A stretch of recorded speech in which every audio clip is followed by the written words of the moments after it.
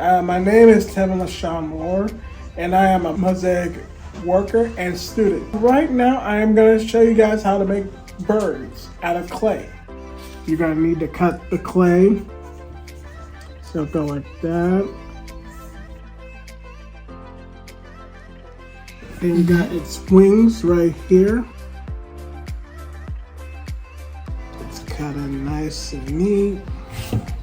I like to create art that is so unique and different from other arts I'd be doing, like anime, cartoons, and such. I'm also honored and privileged to work in the Mosaic. I also like coming here to Lifespan. I like to do the birds, I like doing the snowmen, the potteries, which I'm going to get back into it. It's always fun at Lifespan, and it's always fun at Mosaic. Come to Lifespan, have fun, explore your potentials, and broaden your horizons.